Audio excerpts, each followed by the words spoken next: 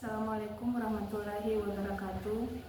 Pada kesempatan kali ini saya akan membawakan mata pelajaran pendidikan agama Islam dan budi pekerti pada fase C kelas 5 semester genap. Dan pada kesempatan ini juga saya akan memilih elemen fikih. Baiklah, anak-anakku sekalian, sebelum kita mulai pelajaran, marilah kita sama-sama membaca doa sebelum belajar. Bismillahirrahmanirrahim. Rabbi zidni ilman warzuqni fahman. Ya Allah, tambahkanlah kepadaku ilmu dan berilah aku pemahaman yang baik. Amin, amin, amin ya rabbal alamin. Baiklah anak-anakku sekalian, hari ini kita akan mulai pelajaran di bab 9, yaitu ibadah haji dan kurban. Sebelum kita lanjut, Bu Guru akan menyampaikan tujuan pembelajaran di bab ini. Adapun tujuannya di pelajaran ini yaitu yang pertama, meyakini ketentuan pelaksanaan ibadah haji dan kurban dengan benar. Kemudian yang kedua, membiasakan perilaku terpuji rela berkorban sebagai bukti mengimani ibadah haji dan kurban dengan benar. Yang ketiga, menjelaskan ketentuan pelaksanaan ibadah haji dan kurban dengan benar. Dan yang keempat, menemukan hikmah pelaksanaan ibadah haji dan kurban dengan benar. Yang terakhir, mempraktekkan manasik haji dan kurban sesuai dengan ketentuan yang benar. Baiklah, kita lanjut di materi kita, yaitu di ibadah haji. Nah, anak-anakku sekalian, pengertian ibadah haji itu berasal dari kata bahasa Arab, yang berarti qasada, yakni bermaksud atau berkunjung. Jadi melaksanakan haji berarti datang menziarahi Ka'bah dan melakukan serangkaian ibadah sesuai dengan ketentuannya. Nah, kewajiban haji bagi seorang muslim adalah sekali seumur hidupnya. Kewajiban ibadah haji ini mulai disyariatkan pada tahun keempat Hijriah.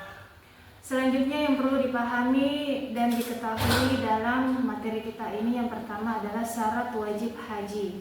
Adapun syarat wajib haji, apabila salah satu syarat tersebut tidak terpenuhi, maka seseorang belum wajib untuk menunaikan ibadah haji. Jadi syaratnya yang pertama adalah Islam. Orang yang ingin berhaji haruslah seorang muslim. Jika ada orang non-muslim ingin berhaji, maka hajinya tidak diterima sebelum ia masuk Islam. Yang kedua adalah balik. Balik artinya sudah dewasa. Orang yang sudah dewasa mampu membedakan mana yang baik dan mana yang buruk. Kemudian anak yang belum balik tidak diwajibkan melaksanakan ibadah haji. Yang ketiga, berakal. Orang yang tidak berakal atau orang gila tidak terkena kewajiban haji, karena ibadah haji harus dilaksanakan dengan kesadaran penuh. Yang keempat, bisa atau mampu. Mampu di sini diartikan mampu secara fisik dan keuangan, karena berangkat haji membutuhkan biaya yang besar. Uang yang didapatkan pun bukan dari hasil berhutang. Selanjutnya ada rukun haji. Rukun haji itu merupakan serangkaian kegiatan yang harus dilakukan dalam melaksanakan ibadah haji. Apabila salah satu rukun haji tidak dikerjakan, maka hajinya tidak sah. Yang mana saja termasuk rukun haji di sini, yaitu yang pertama ada ihram. Ihram itu berniat mengerjakan ibadah haji dengan cara memakai pakaian ihram di miqat. Ihram adalah amalan haji yang pertama. Ihram ini merupakan tanda kita mensucikan dan membersihkan diri dari dosa. Nah, pakaian ihram itu menggambarkan persamaan. Tidak ada lagi perbedaan suku, ras, dan bangsa. Kemudian rukun haji yang kedua adalah wukuf di Arafah. Wukuf itu artinya berdiam diri untuk memperbanyak berzikir dan berdoa di padang Arafah pada tanggal 9 Zulhijjah sampai terbit fajar. Nah, tempat manusia muhasabah diri, memikirkan tentang tujuan penciptaannya di muka bumi. Yang ketiga ada tawaf ifadah. Tawaf ifadah yaitu mengelilingi Ka'bah sebanyak 7 kali. Awalnya dimulai dari Hajar Aswad, dengan Ka'bah berada di sebelah kiri dan berjalan kaki bagi yang mampu. Nah, pada saat tawaf ifadah disunnahkan untuk membaca kalimat talbiyah yang mana bunyinya yaitu labbaik Allahumma labbaik, labbaik la syarika lak labbaik, innal hamda wan ni'mata laka wal mulk la syarika lak. Nah, itu adalah lantunan tawaf yang harus kita baca pada saat kita melaksanakan tawaf ifadah. Kemudian yang keempat ada sa'i. Sa'i itu adalah berjalan atau berlari-lari kecil antara Bukit Syafa dan Marwah sebanyak 7 kali. Terus yang selanjutnya ada tahallul. Setelah melaksanakan sa'i, jemaah haji bertahallul yaitu memotong atau mencukur rambut. Pelaksanaannya dengan cara memotong rambut paling sedikit 3 helai. Tahallul merupakan wujud membersihkan semua kotoran yang ada di kepala. Nah, selanjutnya ada tertib. Tertib yaitu pelaksanaan seluruh rukun haji harus sesuai dengan urutannya. Selanjutnya yang perlu diperhatikan lagi adalah wajib haji. Yang pertama, berihram dari miqat, kemudian mabit atau bermalam di Musdalifah pada tanggal 9 Zulhijjah atau perjalanan dari Arafah ke Mina.